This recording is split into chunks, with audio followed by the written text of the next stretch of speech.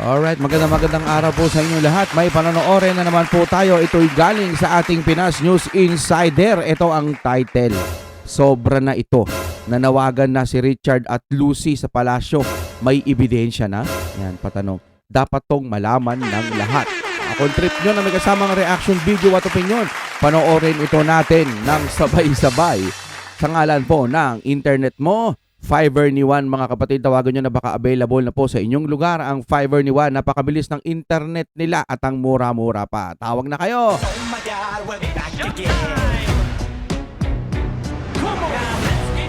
Okay, tapos na po ang haalalan at kitang-kita kung sino ang lamang. Ngayon, panoorin na natin ito ng sabay-sabay. Okay. Ito ang balita ngayon. Trending at pinag-uusapan ngayon sa mundo ng social media. Ang di umano'y balitang kahit anong pilit niyong pagtakpan ng kasinungalingan ay sadyang di nyo talaga mapipigilan. Lalabas na lalabas rin talaga ang buong katotohanan. Nako. Matapos ang pananahimik, Leyte 4th District Representative Congressman Richard Gomez tila Ayan na. binasag na ang katahimikan at nanindigan at tahasang nagsalita na sa publiko. May matinding panawagan sa gobyerno na pinamumunuan ng kasalukuyang Pangulo na si Bongbong Marcos Jr. at sa Philippine National Police o PNP na pinamumunuan ni Romel Marbel at General Torre III. Ano kaya ito, mga kababayan? Magkakakampi ang mga yan kung mananawagan. Ano bang ipapapanawagan ni Richard?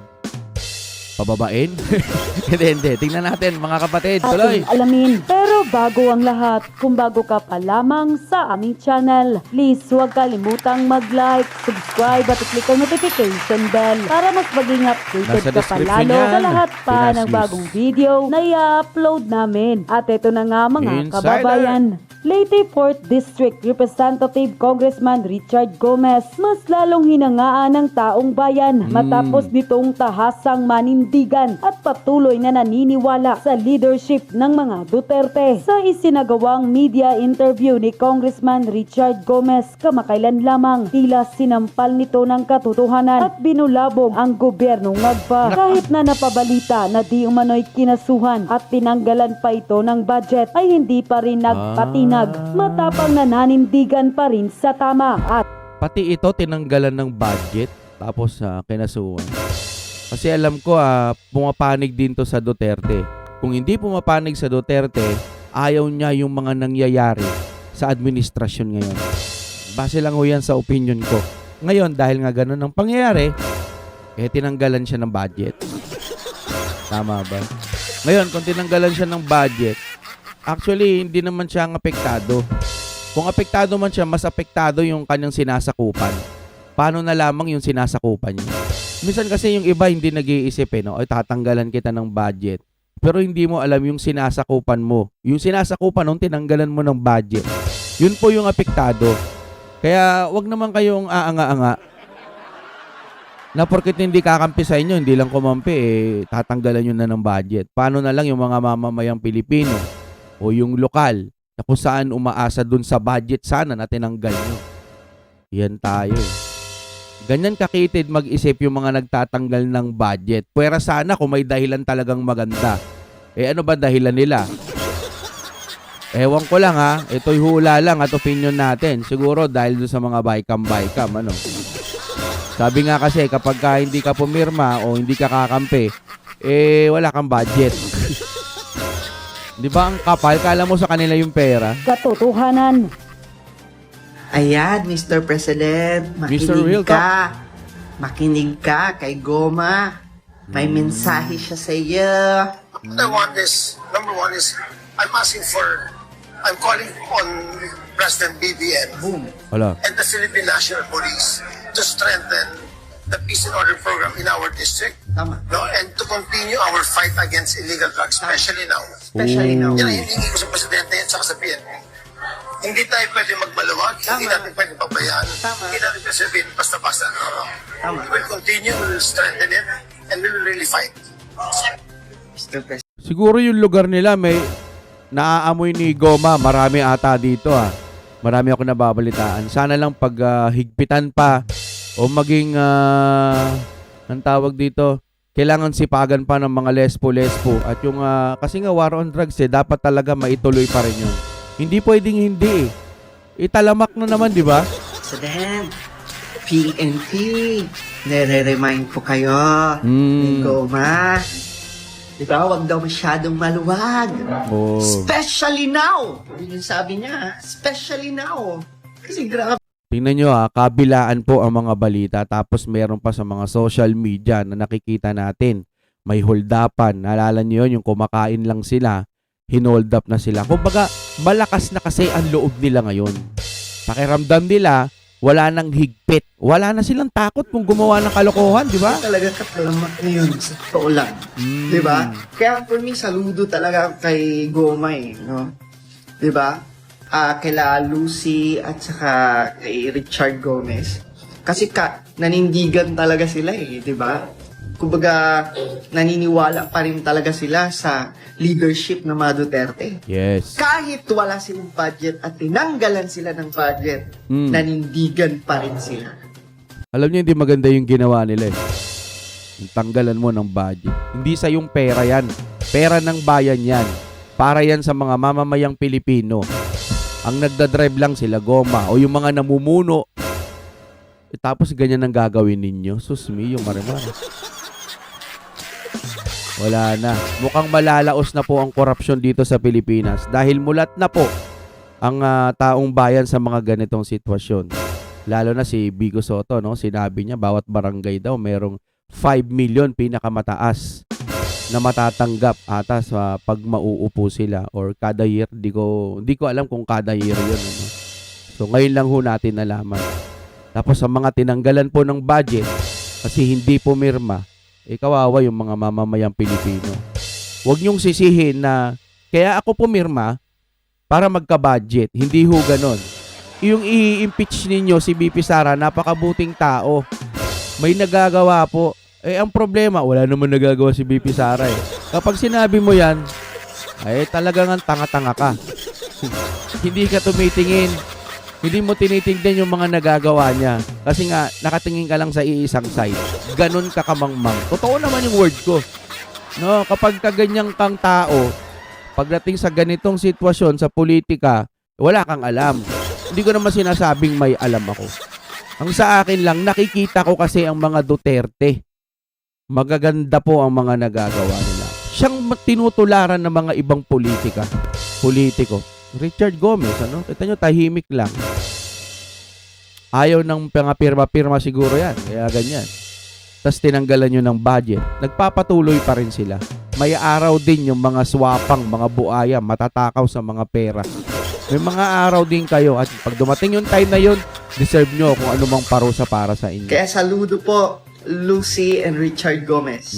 May mga paninindigan. Hindi naman napigilan ng taong bayan na mas lalong bumilib at sumaludo sa paninindigan ni Richard Gomez at magbigay ng kanilang hinaingat komento sa mundo ng social media. At ayon pa sa kanila, grabe na talaga ang gobyerno ngayon. Nakakatakot na lumabas at maglakad-lakad kasi dumadami na sila sa kalsada. Akalain mo ba naman yung sabi ni Marbel at spokesperson ng PNP, lalo na si Torre, na pagpalipas oras lang daw kaya gumagamit, lalo na sa mga nag-overtime. Kung ganyan ang di ba?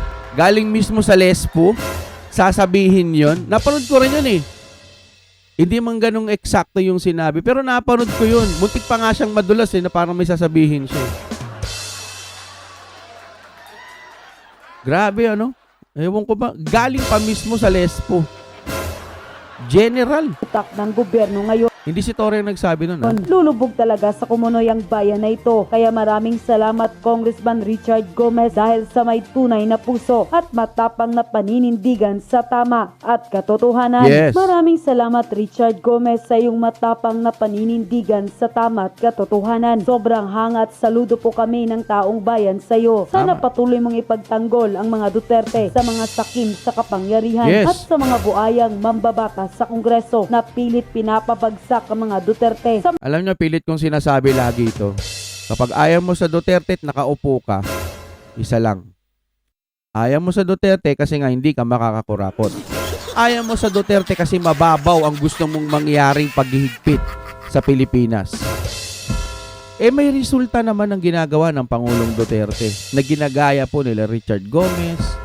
Gusto rin nilang maging maayos yung mga lugar nila. Sana ganyan kayong mag-isip. Hindi yung katkong dito, katkong doon. Hindi lang pala katkong, no? Kasi pag katkong tapyas na maliit lang yun, no? Ginagawa ninyo, kinakain nyo na lahat yung tira-tira binibigay nyo, kunwari ayuda. Yan ang opinion ko dyan, ha? Alin mo silang lahat ng kahiyan at katotohanan na may matapang na paninindigan. Ah. Maraming salamat po. Sila ang tunay na politikong nagsisibi ng totoo sa kanilang nasasakupan. Congratulations, Nagsisilbi. Lucy and Richard Gomez. Mas lalo po kaming humahanga sa inyong paninindigan. Tulog kasi palagi ang presidente at PNP. Hi, dito na sana mapitya ang presidente na yan. Sabi nga ni, di ba? Ni Madam Amy, hindi na nga si PBBM ang nagpapatakbo, eh. Si Romualdez na, tsaka yung asawa ni PBBM. Kay Madam Amy na kapatid na mismo nagsalita, di ba? Malapit yan, nasa loob yan. Ako, paniniwalaan ko yan. Diba? Na may mga politiko na mag-file o may politikong gagawa ng batas para sa drug test sa lahat ng opisyal mula presidente hanggang barangay. And Pag-usapan natin ngayon itong Facebook Reel posted by Kipi Chu tungkol po kay Mayor, re-elected Mayor Ormoc, Si Lucy. Lucy Torres Gomez. Oh? Nako, umiiyak siya. Alagang hindi niya mapigilan ang kanyang pag-iyak. Nanalo na siya eh. Bakit pa iyak? Tears of joy. Ito, Tears ang of joy post pala. ni Kipi Chu Akala ko kung ano na nangyari. Putik niyan. or present. Lori Torres Gomez has won many elections, but this is the first time she's this emotional. Okay? Bakit emotional? Siguro, inaatake sila ng inaatake. Tapos nanalo pa rin sila. Ito ang kanyang statement.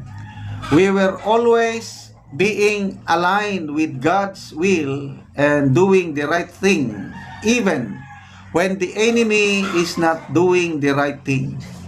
We have Oy. prevailed because we have God's favor. Wow. So ang ganda itong statement niya. Inaapi sila sa Ormoc. They stood their ground and didn't sign the impeachment and has kept praising. Inaapi sila sa Ormoc. Sabi na eh. Tungkol nga yan sa impeachment na hindi sila pumirma. Pag pumirma ka, sabi nga ng mga ibang vlogger, malaki daw ang matatanggap. Tapos ngayon, wala silang budget kasi hindi sila pumirma. So yun lamang yung pinaka-logic doon, ano? Kung bakit sila walang budget kasi nga hindi pumirma. At yung mga pumirma naman, yung mga kesyo-kesyong dahilan nila kaya nila ginawa yun kasi nga para daw sa bayan, kasi nga mawawalan sila ng budget. Kung ganyan katanga ang mga mauupo, ganyan kabaluktot ang kanilang mga dahilan, magsilayas na kayo dyan sa pwesto ninyo, mga sir. Ito'y katotohanan lamang na sinasabi natin na nagpapadiktaho kayo sa may mga kapangyarihan na pulpul. Tama ba naman na idahilan nyo? So, ibig sabihin, pipirma ako sa impeachment para may budget. Hindi nyo ba alam kung sinong sisirain ninyo? Si BP Sara. Ngayon, kapag hindi kayo nabigyan ng budget, hindi po kasalanan ng hindi nyo pagpirma. Kasalanan po ng mga nakaupo doon. Gawan nyo ng aksyon.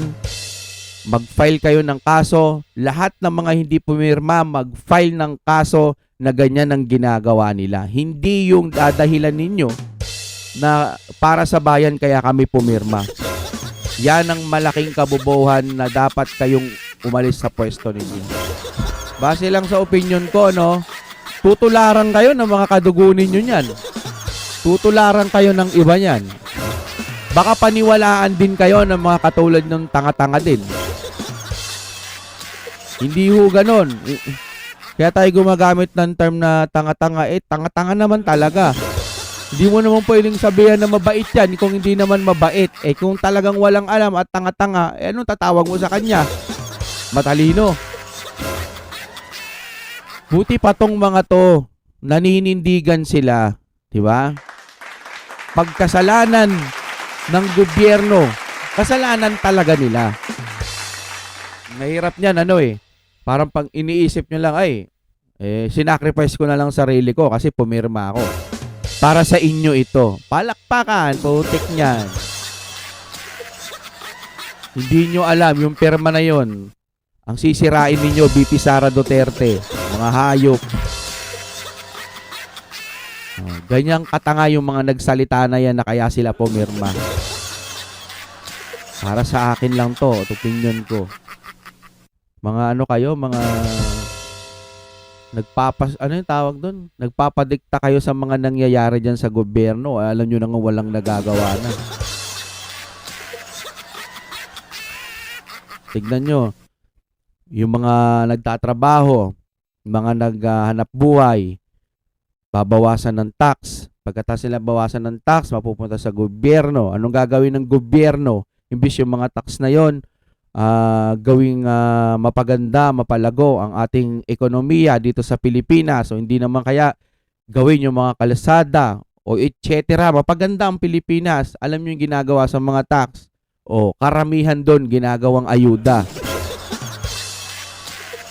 Bigay ayuda. O ngayon pag naubos yung ayuda, anong mangyayari? Uutang. Ito akin lang to. Opinion ko lang to. Ganun ang mangyayari. Paulit-ulit na lang yung cycle tapos wala kayong nakikitang mga project at uulitin ko ulit, tag-ulan na naman. Tag-ulan na naman, sir, ma'am. Inabot na ulit ng tag-ulan. Wag naman sanang magbaha ulit. Sana lang wag. Wag kayong ulanin ng sobra-sobra dyan. Dahil pag nangyari na naman yan, wala na. Wala hindi na pag-uusapan yung mga flood control project. Wala na, di ba? Puro Duterte na lang ang ginagawa nila.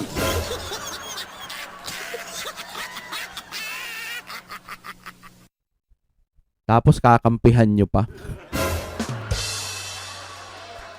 Kadiri. Inaapi ang mga Torres Gomez because they stood their ground, didn't sign the impeachment, and has kept praising the Dutertes.